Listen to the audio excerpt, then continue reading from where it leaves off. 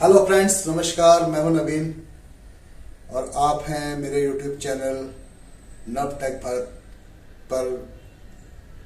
आज हम आपको बताने जा रहे हैं कि 10-20 के प्रिंटर्स में कौन कौन से फॉल्ट आते हैं, किस वजह से आते हैं और उसके लिए कौन से पार्ट्स में जो प्रॉब्लम है उसको कैसे रिमूव किया जाता है। तो दोस्तों, हम शुरू करते हैं। सबसे पहले देखिए, ये 10-20 प्रिंटर है। आप ये समझिए कि कभी 10-20 प्रिंटर आपके पास जो है वो आता है रिपेयर होने के लिए, और रिपेयर में जो है आप जब इसे चेक करते हैं तो आप देखते हैं कि प्रिंटर जो है वो डेड है। तो डेड है तो आप सबसे पहले क्या करेंगे? तो सबसे पहले आपको करना ये है कि सबसे पहले जब आप इसको चेक करेंगे तो सबसे पहले आपको ये लीड चेक करनी है। ये जो लीड है, अगर ये लीड खराब होगी तो प्रिंटर ऑन नहीं होगा। ठीक है, अब आप लीड कैसे चेक करेंगे? आप इस लीड से कोई दूसरी सामान चला के देखें, दूसरी कोई मशीन चला के देखें, तो आपको ये कंफर्म हो जाएगा कि आपकी लीड जो है, जो पार्टी अपने साथ में लीड लेके आई है, वो लीड सही है या खराब है। तो सबसे पहले तो आप लीड चेक करेंगे कि लीड हमारी सही है और प्रिंटर ऑन नहीं हो रहा है। तो अब हम उसके बाद जो है उससे अगले स्टेप पे जाएंगे। तो अब उससे अगला स्टेप कहाँ पे होगा? तो उसके लिए फिर हम क्या करेंगे कि सबसे पहले हम पावर सप्लाई वाला जो ये ढक्कन है जो यहाँ पे लगा हुआ है, ये पावर सप्लाई वाला, इसको हम खोलेंगे और इससे पावर सप्लाई को चेक करेंगे। तो पावर सप्लाई में क्या क्या चेक करेंगे तो वो मैं आपको बताता हूँ। ये देखो, इसकी ये पावर सप्लाई है। इसकी पावर सप्लाई में सबसे पहले हम चेक करेंगे कि इसका ये जो फ्यूज है, इसका ये जो फ्यूज है, कहीं ये फ्यूज तोड़ा हुआ नहीं है। तो फ्यूज को हम चेक करेंगे मीटर से। अगर उसमें कंटिन्यूटी आ रही होगी तो इसका मतलब है कि ये फ्यूज जो है ये हमारा ओके है। और अगर फ्यूज ओके है तो इसका मतलब है कि उसके अंदर आगे किसी सेक्शन के अंदर कोई दिक्कत है और उसकी वजह से जो है हमारी मशीन नहीं चल रही है। तो अभी मेन क्या होगा कि अभी इसमें मैं आपको कंपोनेंट लेवल का तो नहीं बता रहा हूँ, मैं आपको सीधा बता रहा हूँ कि अगर ऐसा होता है कि मशीन आपकी डेड हो जाती है तो आप सबसे पहले इसके ऊपर ध्यान देंगे, और अगर आपके पास कोई दूसरी सप्लाई है तो वो दूसरी सप्लाई लगाएंगे। तो अगर पार्ट उससे रिलेटेड होगा तो वो पार्ट जो है वो रिमूव हो जाएगा। सेकंड, अगर आप देखते हैं कि आपने दूसरी सप्लाई लगाई है या आपको ऐसा लगता है कि ये सप्लाई आपकी ओके है, वो चेक करने के लिए आपको जो है इसके यहाँ पर 24 वोल्ट आनी चाहिए। 24 वोल्ट अगर आप यहाँ चेक करते हैं और उसके बाद भी वो ऑन नहीं हो रही है, मशीन डेड है, तो आप ये समझ लो कि सप्लाई के अंदर प्रॉब्लम हो सकती है। तो आप सप्लाई चेंज कर दें। और अगर सप्लाई के अंदर यहाँ पर आ रही है और उसके बावजूद मशीन नहीं चल रही है, यानी कि मशीन नहीं चल रही से मतलब ये है कि उसकी एलईडी भी ग्लो नहीं कर रही है, तो आप ये समझ लो कि इसका जो है ये ईसीयू कार्ड खराब हो सकता है। तो अगर हमारा ये, लेकिन हम उस पर नहीं जाते। सबसे पहले हम ये बात करेंगे कि चलो हमारी जो है ये सप्लाई खराब है, ठीक है, तो हम इस सप्लाई को चेंज कर देंगे। ठीक है, तो ये तो हो गई अपनी डेड वाली पोजीशन की बात कि यार मशीन डेड है तो हमको क्या करना है। मशीन डेड है तो हमको सबसे पहले सप्लाई पे ध्यान देना है और सप्लाई हमको चेंज कर देनी है। अच्छा, ठीक है, तो मशीन आपकी ऑन हो जाएगी। अब सेकंड फॉल्ट, इस मशीन, इसके अंदर जो है मशीन ऑन होने के बावजूद भी बहुत सारे फॉल्ट आते हैं जो पावर सप्लाई से रिलेटेड होते हैं। जैसे अगर समझो कि आपका पेपर जो है वो वाइट आ रहा है बिल्कुल, तो एक फॉल्ट जो है वो इससे भी जनरेट होता है वाइट पेपर आने का। वो कैसे रिमूव किया जाता है, वो कंपोनेंट लेवल की रिपेयरिंग का विषय है। तो पहले मैं आपको बता देता हूँ कि व्हाइट पेपर आए तो भी आप इसके ऊपर डाउट करिए। अगर आपका ब्लैक पेपर आए तो भी आप इसके ऊपर डाउट करिए। अगर आपको रस्टी प्रिंट आए, यानी कि पीछे से ऐसा लगे कि जैसे कोई परछाई टाइप आ रही है, तो भी आप इसके ऊपर डाउट कीजिए। अगर पेपर जो है वो पिकअप नहीं हो रहा है, मतलब इस तरह से नहीं उठ रहा है, कोई सॉलिनेट की आवाज नहीं आ रही है, यानी उठने का कोई उपकरण होता हुआ आपको दिखाई नहीं दे रहा है, तो भी आप इसके ऊपर डाउट कीजिए। अगर इंजन आधा घूम रहा है तो भी आप पावर सप्लाई के ऊपर डाउट कीजिए। अगर मशीन जो है वो सामने से आपका वो जला हुआ है, क्या नाम है, फॉर्मेटर की जो लाइट है वो जल रही है, लेकिन उसके बावजूद भी जो मशीन जो है वो उसका इंजन नहीं घूम रहा है, तो भी आप इसके ऊपर डाउट कर सकते हैं। उस कंडीशन में ये होता है कि इसका ये स्विच खराब होता है या फिर इसका ये फ्यूज भी खराब हो जाता है, तो आप उसके ऊपर ये डाउट कर सकते हैं। तो पावर सप्लाई के जो पार्ट हैं वो ज्यादातर इसी तरह के होते हैं। तो आपको जो है अगर इस तरह की कोई भी चीज दिखाई दे तो आप तुरंत सप्लाई के ऊपर डाउट कीजिए और सप्लाई को चेंज कर दो। तो ये तो हो गया दोस्तों सप्लाई के फॉल्ट। इसका कंपोनेंट लेवल का क्या है वो मैं आपको फिर बाद में बताऊंगा। पहले सप्लाई से कौन कौन से फॉल्ट आते हैं ये मैंने आपको क्लियर कर दिया। अब हम सेकंड चीज के ऊपर आते हैं। सेकंड जो है हमारा ये ECU आता है। ECU का मतलब हुआ कि ECU का मतलब हो गया इंजन कंट्रोल यूनिट।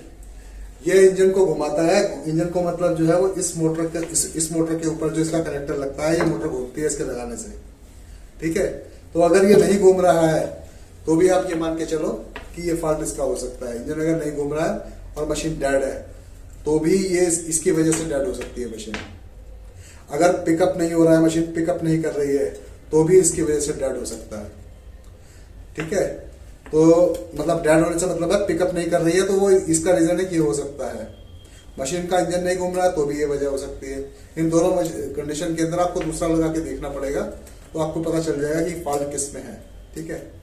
मतलब यानी कि 90% तो फॉल्ट जो है वो अगर इंजन नहीं घूम रहा है तो इसी का होता है, और अगर पेपर पिकअप नहीं कर रहा है तो भी कभी कभी इसकी वजह से फॉल्ट आता है। तो इन दोनों फॉल्टों के ऊपर आप इस पर डाउट कर सकते हैं। तीसरा, इसके व्हाइट पेपर भी इसमें आ जाता है। इसके साथ साथ कभी कभी इसमें भी व्हाइट पेपर का प्रॉब्लम आता है। तो अगर वो कंडीशन भी होती है तो अभी आप इसके ऊपर डाउट कर सकते हैं कि ये भी खराब हो सकता है। तीसरी चीज है दोस्तों ये स्कैनर। अगर आपको ऐसा दिखाई देता है कि आपका प्रिंट जो है वो बहुत लाइट आ रहा है तो ये स्कैनर की वजह से होता है। आप स्कैनर को अच्छे से खोलिए, साफ कीजिए और स्कैनर को जो है दोबारा से लगाइए। उसके बाद तो आपका ये प्रॉब्लम सॉल्व हो जाएगा। अगर बिल्कुल प्रिंट जो है कभी डार्क आ रहा है और कभी हल्का आ रहा है तो भी आपको इसको रिप्लेस कर देना चाहिए। अच्छा, अगर कभी ऐसा होता है कि प्रिंट लाइट आ रहा है और आपको डार्क करना है तो इसके अंदर ये ना वेरिएबल रेजिस्टेंस दे रखी है, तो इसको आप क्लॉकवाइज जो है अपनी साइड पे इस तरफ से इधर इस साइड में आप घुमाएंगे तो आप इसको डार्क कर सकते हैं। ये मतलब डार्क करने के लिए ये वो दिया हुआ है वेरिएबल रेजिस्टेंस। इसको आप एक बारीक स्क्रू ड्राइवर के थ्रू आप इससे थोड़ा सा अप डाउन कर सकते हैं। ज्यादा हो रहा है तो कम कर सकते हैं, कम हो रहा है तो थोड़ा ज्यादा कर सकते हैं। बहुत ज्यादा नहीं करना चाहिए, नहीं तो फिर वो खराब हो जाता है स्कैनर। और कभी कभी जो है इसमें एक प्रॉब्लम आती है कि ये जो है बहुत देर तक घूमता रहता है प्रिंटर, बहुत देर तक घूमता रहता है। तो उसकी कंडीशन भी जो है और उसके बाद रेडी भी हो जाता है प्रिंटर, तो उस कंडीशन के अंदर भी आपका जो ये स्कैनर है वो उसका फॉल्ट होता है। तो आप उस कंडीशन के अंदर स्कैनर को आप चेंज कर सकते हैं, ठीक है। तो ये 3 चीजें आपकी हो गई। अब मैं आपको आता हूं फ्यूजर के ऊपर। तो दोस्तों ये जो आपका फ्यूजर है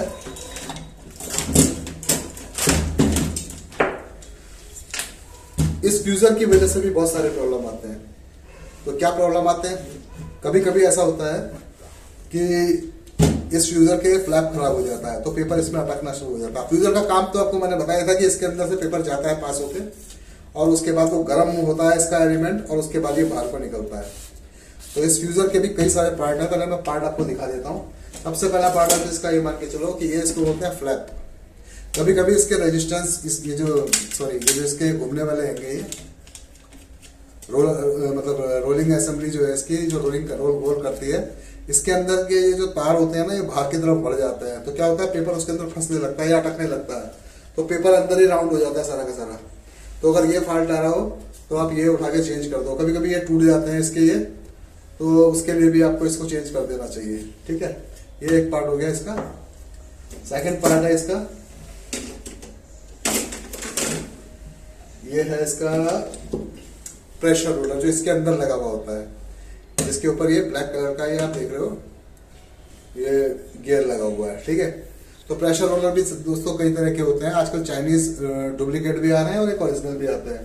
तो ये जो डुप्लीकेट वाले होते हैं वो रबड़ वाले प्रेशर रोलर होते हैं। अगर आपको ऐसा लग रहा है कि पेपर फंस रहा है तो कई बार ऐसा होता है कि अंदर जो इसके ये होता है प्रेशर रोलर ये वो कर देता है, मतलब इसके अंदर जो है सिलवट पड़ जाती है, ठीक है, श्रिंक हो जाता है ये इस तरह से। देखो आपको दिख रहा होगा ये जो भी कहानी है, ये प्रॉब्लम इसके अंदर आ जाती है। देखो यहाँ पे भी दिख रहा है इसके अंदर ये देखो ये आ रही है, लाइन आ रही है। इसकी वजह से जो है पेपर अंदर ही फंसने लगता है, और जब अंदर ही फंसने लगता है तो प्रिंट वो बाहर आता नहीं है, तो प्रिंटर जाम हो जाता है, पेपर जाम का एरर आना शुरू हो जाता है प्रिंटर के अंदर। ठीक है दोस्तों। तो ये सब जो है, ये जितने भी रबड़ के रोलर दिखाई देंगे आपको इस तरह के, ये सब के सब जो है, ये जब हीट होता है, हीट होने के साथ साथ इनके अंदर ये श्रिंक वाला प्रॉब्लम आता है। तो ये यूज नहीं करने चाहिए, या अगर बहुत मजबूरी है और आपके पास वैसा नहीं है तो करें, लेकिन इसकी लाइफ कोई बहुत ज्यादा नहीं होती और ये प्रॉब्लम करते ही करते हैं। तो और दूसरी बात, अगर आपको जो है क्या कहते हैं, अगर आपका प्रिंट जो है वो छूट रहा है, मतलब जो टोनर प्रिंट करता है वो आपको ऐसा लगता है कि यार ये छूट रहा है मेरा, प्रॉपर तरीके से जम नहीं रहा, तो भी वो ये प्रेशर रोलर, जो डुप्लीकेट वाले प्रेशर रोलर है, ये प्रॉब्लम उसकी वजह से आती है। तीसरी चीज, इसका ओरिजिनल जो प्रेशर रोलर रहता है वो फोम का बना हुआ होता है, फोम वाला। ये फोम आपको दिखाई दे रहा है ना, ये फोम वाला प्रेशर रोलर रहता है। तो ये फोम वाले प्रेशर रोलर अगर आप लगाओगे तो ज्यादातर प्रॉब्लम नहीं आएगी, और बटर पेपर के ऊपर भी ये वाले प्रेशर रोलर ही बढ़िया चलता है। ठीक है दोस्तों। तो आप जब भी प्रेशर रोलर यूज करें तो क्वालिटी अगर आपको चाहिए तो ये फोम वाला प्रेशर रोलर यूज करें, वरना आपको बार बार प्रॉब्लम आती रहेगी, कुछ ना कुछ प्रॉब्लम ये देते ही रहेगा जो डुप्लीकेट वाला प्रेशर रोलर है। ठीक है। अच्छा, एक प्रॉब्लम इसके अंदर जो है आती है, इसकी ये डंडी जो है सामने लगी हुई है ना, ये सामने जो डंडी लगी हुई है ये वाली, ये भी टूट जाती है। ये टूट जाती है तो भी पेपर फंसता है। तो अगर तब भी पेपर फंसता है तो आप ये डंडी को चेंज कर दें और कोई फिर दिक्कत आपकी प्रॉब्लम हो जाती है, सॉल्व हो जाती है। इसके अलावा ये इसके अंदर की असेंबली है दोस्तों, ये फ्रेंड है ना, ये अंदर की असेंबली है। इस असेंबली के अंदर क्या होता है, ये जो ये लगा हुआ है गियर, ये भी कभी कभी टूट जाता है तो वो आवाज करती है, मतलब फ्यूजर आवाज करता है। जब मशीन चलेगी ना, गया गया गया गया करके आवाज करेगा वो। अच्छा, दो इसके अंदर ये बुश लगे हुए होते हैं। अगर ये बुश भी आपके सही नहीं है, या पुराने हो चुके हैं, या टूट चुके हैं, तो भी मशीन अगर आवाज, तो इसकी वजह से मशीन आवाज करती है। तो आप ये बुश जो है वो चेंज कर देंगे तो वो आवाज इसकी जो है वो खत्म हो जाएगी। ठीक है। अब फिर आ जाते हैं इसके अंदर ही ये एलिमेंट लगा हुआ होता है। देखो ये एलिमेंट मैं दिखा रहा हूँ आपको, ये जो एलिमेंट है, ये एलिमेंट लगा हुआ होता है। तो अगर आपको इसे चेक करना है तो इसे इसकी रेजिस्टेंस चेक करें आप। 80 से 100 के बीच में आती है, 80 88 ऐसी आती है। अगर वो प्रॉपर आ रही है, इसके यहाँ पर आप यहाँ पर चेक करेंगे आ रही है, तो आप ये समझिए कि एलिमेंट बिल्कुल ठीक है। लेकिन उसके बावजूद भी कभी कभी ऐसा भी होता है कि इसके अंदर एक थर्मोस्टेट लगा हुआ होता है।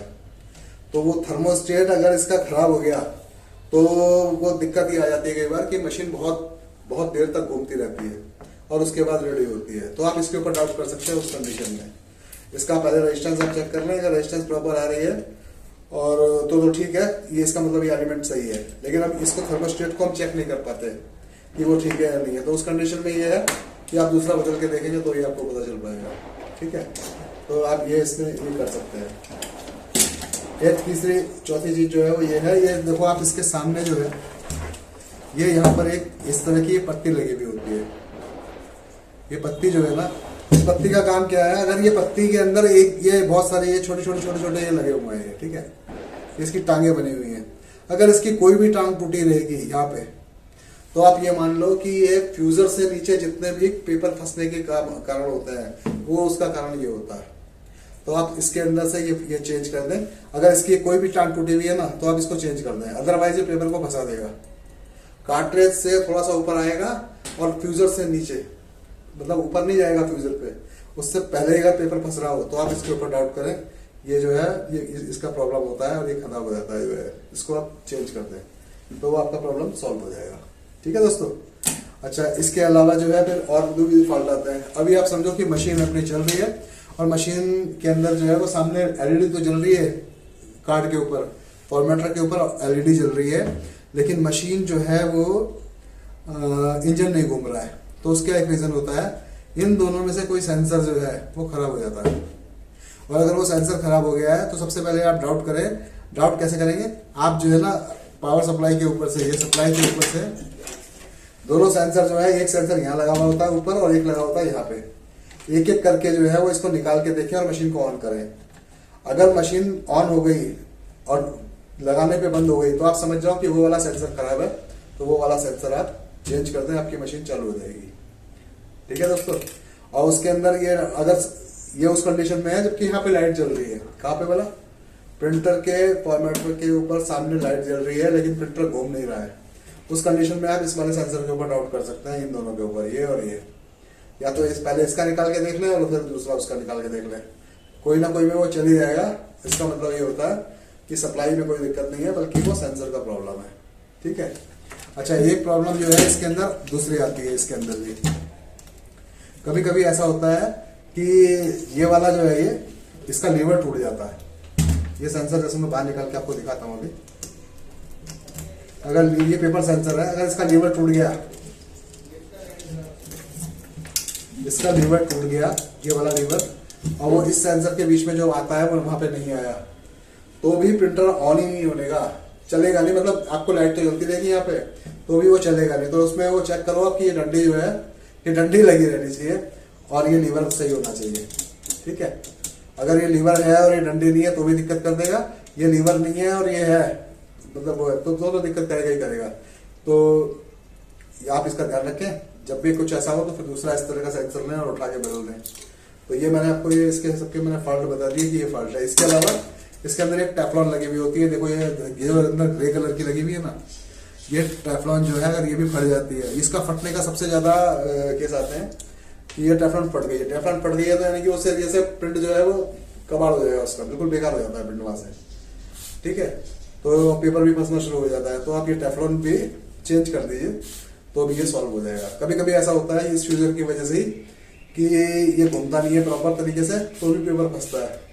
तो इसके अंदर फिर लुब्रिकेंट लगा दो आप, और उसको दोबारा से फ्यूजर को जो है वो तैयार कर दो, तो पेपर आपका पास होना शुरू हो जाता है। तो दोस्तों, ये मैंने आपको 3 आइटम और 4 आइटम मैंने आपको बता दिए जिसकी वजह से ये फॉल्ट आते हैं। अब हम आ जाते हैं इसके ऊपर, पिकअप असेंबली के ऊपर। ये पिकअप असेंबली है इसकी। पिकअप असेंबली का काम है कि ये जो है आपका पेपर को बाहर निकालती है। तो आप ये मान के चलो कि अगर पेपर जो है बीच में कभी अटकने की कहानी कर रहा है, कुछ प्रॉब्लम कर रहा है, तो आप इस पर डाउट करें। इसका ये जो क्लच गियर है, कभी कभी इसका ये क्लच गियर खराब होता है, जिससे कभी कभी बीच बीच में अटक मारता है। तो आप इसको चेंज कर देंगे तो वो प्रॉब्लम आपकी सॉल्व हो जाएगी। ये इसके अंदर सॉलिनॉइड लगी हुई है। ये जो सॉलिनॉइड है, अगर इस सॉलिनॉइड के अंदर कुछ प्रॉब्लम आएगी तो वो 1 बार 2 बार नहीं, 2 3 बार जो है पेपर आवाज करेगा पेपर उठाने की, cut cut cut cut cut cut. और पेपर ज्यादातर जब ये खराब हो जाता है तो पेपर बिल्कुल प्लेन निकलेगा इसमें। या फिर पेपर ये खराब होती है तो ये भी प्रॉब्लम आती है कि पेपर बाहर तो निकल जाता है, लेकिन वो खट खट खट खट की आवाज आती रहती है। वो ऐसे करके जो ट्रे है वो ऊपर ऐसे करके उठती रहती है। ये वाली ट्रे की मैं बात कर रहा हूँ। ये ट्रे ऐसे ऐसे करके अप डाउन होती रहती है, तो वो इस सॉलिनॉइड की वजह से होती है। तो ये सॉलिनॉइड आप चेंज करें तो ये प्रॉब्लम सॉल्व हो जाएगा। और या फिर ऐसा एक काम और भी करके देख सकते हैं इसमें कि एक सॉलिनॉइड के बीच में जो है कि इंसुलेशन लगा दें। सॉलिनॉइड के बीच में यहाँ पर कुछ इंसुलेट कर दें। यहाँ पे देखिए, यहाँ पे कुछ लगा दो, एक टेप लगा दो। ठीक है। तो कभी कभी वो चालू हो जाता है और कभी कभी अगर ये खराब हो गया इसका कॉइल तो वो प्रॉब्लम करता है, तो उसको आप चेंज कर सकते हो, तो चेंज कर दो इसका जो भी नहीं है। ठीक है। अच्छा, फिर ये जो है पिकअप उठाने के लिए ये पिकअप रोलर होता है। तो कभी कभी क्या होता है, ये पिकअप रोलर खराब हो जाता है। खराब कैसे होता है, ये इसकी ये वाली जो साइड है वो बिल्कुल जो है चिकनी हो जाती है, और जो ये चिकनी हो जाएगी तो ये पिकअप का प्रॉब्लम करेगा। तो आप उसको निकालिए। इसको जो है ये दोनों आप इसको पकड़ के जो है, देखो ये दोनों पकड़ के आप ऐसे करेंगे तो ये बाहर आ गया। ठीक है, ये बाहर आ गया। और इसको ऐसे करके ऐसे प्रेस करेंगे तो ये लग गया। तो बस आप इसका ध्यान रखें। अगर ऐसा कुछ होता है तो इसमें लगा दें। अगर कभी कभी ऐसा भी होता है कि इसमें पेपर जो है वो स्टक कर जाता है, आधा चल रहा है आधा नहीं चल रहा है, तो ये वाली जो प्लेट आपको दिखाई दे रही है, इस प्लेट के अंदर प्रॉब्लम होता है। कई बार क्या प्रॉब्लम होता है वो मैं बताता हूँ।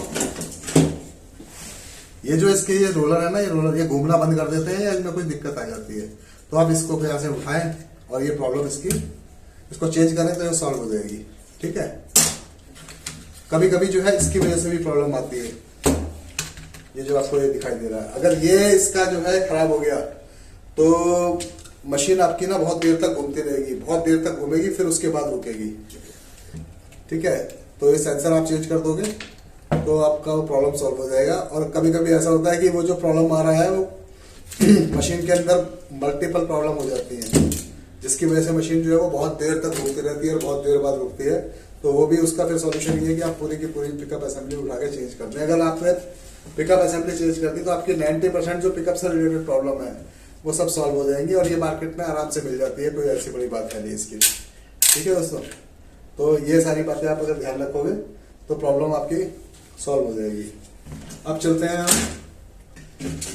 इस असेंबली के ऊपर। ये असेंबली के अंदर भी क्या क्या प्रॉब्लम आती है। तो दोस्तों इसके अंदर ना ये वाला गियर इसका, ये ज्यादातर इसका ये जो गियर है वो घिस जाता है और खराब हो जाता है।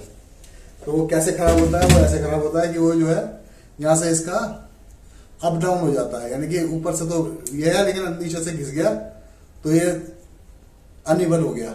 अब अनइवन हो जाएगा तो ये आवाज भी करेगा और इसको प्रॉब्लम करेगा, खट खट खट खट की आवाज करेगा। ठीक है, ऐसा ही इसकी ये मोटर है।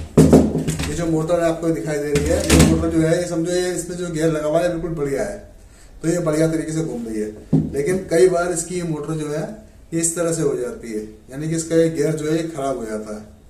तो गियर खराब हो जाएगा तो आपको ये गियर चेंज करना है। इससे अच्छा ये है कि आप ये मोटर चेंज कर दें, नहीं तो अगर प्रॉपर आपको गियर मिल जाता है तो ये गियर भी चेंज किया जा सकता है और आपकी वो खटखट वाली सारी आवाज जो है वो बंद हो जाएगी। ठीक है फ्रेंड्स, ये आपका ये वाला हो गया।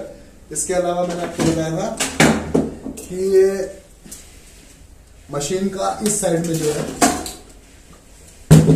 मशीन की लेफ्ट साइड में, ये जो लेफ्ट साइड है उसके अंदर ये लगा रहता है, इसका अर्थिंग लगी रहती है। तो अगर बाय द वे ऐसा लगता है आपको कि प्रिंटर जो है, प्रिंटर की अर्थिंग जो है यहाँ से इसमें जंग लग गया है, कोई दिक्कत आ गई है और प्रिंट जो है वो वाइट आ रहा है, तो आप इसकी अर्थिंग जो है चेंज कर दें। चेंज करने से आपकी प्रॉब्लम सॉल्व हो जाएगी। ठीक है दोस्तों, तो ये मैंने आपको आज इसके बारे में सब कुछ बता दिया। और लास्ट अपना इसका रह जाता है फॉर्मेटर कार्ड। तो ये दोस्तों ये फॉर्मेटर कार्ड मैंने आपको बताया था। ये फॉर्मेटर कार्ड जो है ये कंप्यूटर के साथ में इसका अटैचमेंट होता है इसका। जब आप प्रिंटर के साथ में, कंप्यूटर के साथ में अटैचमेंट करते हो तो ये इसके साथ में अटैचमेंट होता है। ये इसमें लगता है यूएसबी केबल, ये इसमें लगता है और ये कंप्यूटर में लगता है। तो कभी कभी ऐसा होता है कि उसके अंदर जो है नॉन रिकॉग्नाइज का प्रॉब्लम आ जाता है, यानी कि वो रिकॉग्नाइज नहीं करना कि ज़्यादा कौन सा प्रिंटर है ये। तो आपको उस कंडीशन में क्या करना है कि ये जो है कार्ड है, ये कार्ड आपको रिप्लेस करना है। उससे पहले आप एक काम और भी करके देख सकते हो कि ये वाली केबल भी चेक कर सकते हो। अगर ये केबल खराब होगी तो फिर वो प्रॉब्लम आ जाता है। अच्छा, इसके अंदर कार्ड के अंदर एक प्रॉब्लम ये आता है, रेड लाइट जल जाती है। रेड लाइट जलने पर क्या होता है कि आपका जो प्रिंटर है वो किसी भी तरह का कोई फंक्शन नहीं करेगा, बस इसमें लाइट जो है वो ब्लिंक करती रहेगी। तो उस कंडीशन में आपको ये कार्ड जो है उसको चेंज करना पड़ेगा। ठीक है दोस्तों, तो ये आपको आज मैंने इसके बारे में सारा का सारा बता दिया। इसके अलावा भी अगर आपको कुछ और प्रॉब्लम आती है, कोई फॉल्ट आता है, तो आप मेरे को उसमें लिख के पूछ सकते हैं इसके कमेंट बॉक्स में, और मैं आपको जो है उसके बारे में जो भी पूरी डिटेल है उसका वो आंसर मैं दे दूंगा। ठीक है दोस्तों, आज मेरे हिसाब से जो है मैंने आपको इस 10-20 से रिलेटेड जो भी फॉल्ट आते हैं उन सब के बारे में सब कुछ डिटेल में बता दिया है। तो अब आप कोई भी मशीन आएगी तो उसे आसानी से आप उसे रिपेयर कर सकते हो। इसके पावर सप्लाई को कंपोनेंट लेवल पे कौन कौन से फॉल्ट आते हैं और क्या आता है उसका मैं एक सेपरेट वीडियो बना के डाल दूंगा, तो उसे आप आराम से जो क्या नाम है उसे देखकर अगर आप रिपेयर करने वाले हो तो आप उसे रिपेयर भी कर सकते हो। ठीक है सर, तो अब आपसे मैं इजाजत लेता हूँ। अगर आपको वीडियो सही लगे, अच्छा लगे, पसंद आए तो आप इसको अपना इस चैनल को सब्सक्राइब करें, लाइक करें, शेयर करें और इसकी बेल आइकन की घंटी भी बजा दें। और आपको अगर आप अपने हिसाब से कोई प्रिंटर जो है वो समझ में नहीं आ रहा है उसका, और उसका आपको कोई वीडियो आप चाहते हैं कि मैं बनाऊं, तो वो आप कमेंट बॉक्स में मेरे को बताएं। तो उसका वीडियो जितनी जल्दी पॉसिबल होगा मैं जरूर बना दूंगा।